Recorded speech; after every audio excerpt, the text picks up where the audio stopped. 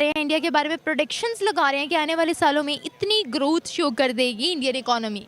देखिए उनकी जो आबादी है ना वो बहुत ज़्यादा है। उनकी जो पॉपुलेशन है वो 1 अरब और 22-25 करोड़ है।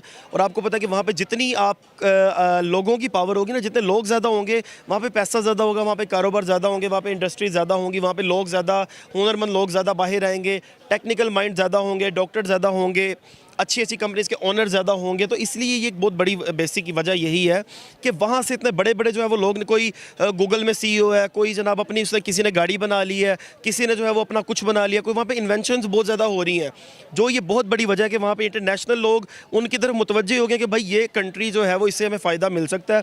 अब आप देखेंगे चाइना, जापान, अमेरिका, जर्मनी सारे इक्वली सोच रहे हैं कि हमें इंडिया में इन्वेस्टमेंट्स करनी है।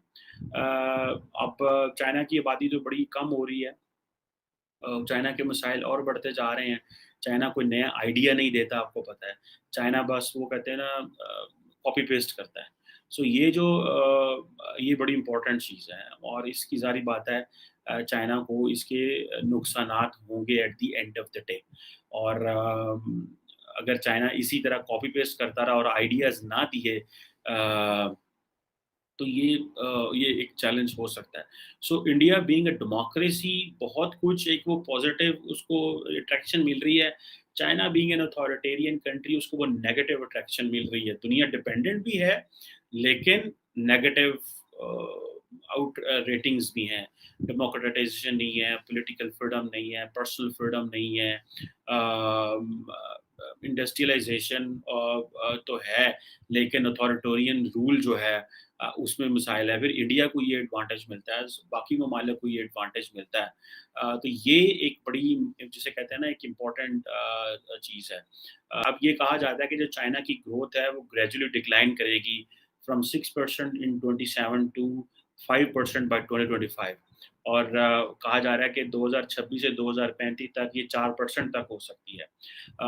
अब ये ज़ाहिर बात है, इंडिया की ज़ाहिर बात है, ये कहा जा रहा है कि ग्रो करेगी, लेकिन ज़ाहिर बात है कि एक पॉइंट आता है फिर वहाँ पे आके रुक जाती है और वहाँ से फिर वो आगे जाना जिसे कहते हैं ना वो अच्छा इंडिया को कंटिन्यूअसली ये एडवांटेज है कि उसकी जो यूथफुल पॉपुलेशन है, that is a blessing. The reason behind is कि वो लोग सारे वो जो आईटी का जो इकोसिस्टम है या जो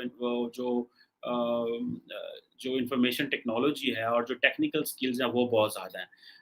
कहा जाता है कि इंडिया के पास 2.6 मिलियन जो स्टेम ग्रेजुएट्स हैं जिनको science, technology, engineering and mathematics graduate कहा जाता है। चाइना के पास तकरीबन 4.7 मिलियन है। तो इमेजिन कर सकते हैं कि ये 2.6 मिलियन जो स्टेम ग्रेजुएट्स हैं, दे हैव उनकी इंपोर्ट एक्सपोर्ट बहुत ज़्यादा है, उनकी इकोनॉमी बहुत ज़्यादा है, लोगों की पॉपुलेशन बहुत ज़्यादा है, वहाँ पे हर लिहाज से टैलेंट भी बहुत ज़्यादा है।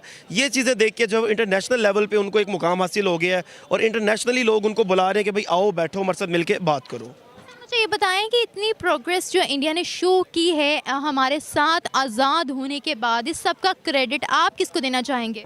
देखिए मैं तो इंडियन लोगों को ही देना चाहूँगा। इसमें एक बहुत बड़ी मेजॉरिटी इंडियन मुस्लिम्स की भी है, क्योंकि वहाँ पे मुसलमान जो है ना, देखा जाए तो उनकी इंडस्ट्री में अगर सारे मुस्लिम्स निकाल दो उनकी इंडस्ट्री बैठ जाएगी। तो कहीं ना कहीं मुसलमानों का भी बड़ा हैवी किरदार है, बड़ा आला किरदार है वहाँ पे इंडिया की तरक्की में, क्योंकि वहाँ के मुस्लिम्स लॉयल हैं उनके साथ, वो अपनी कंट्री के लिए बहुत ज़्यादा काम करते हैं। वहाँ पे बहुत बड़े बड़े डॉक्टर्स हैं, मेरी कुछ लोगों से वहाँ पे बात भी होती रही है।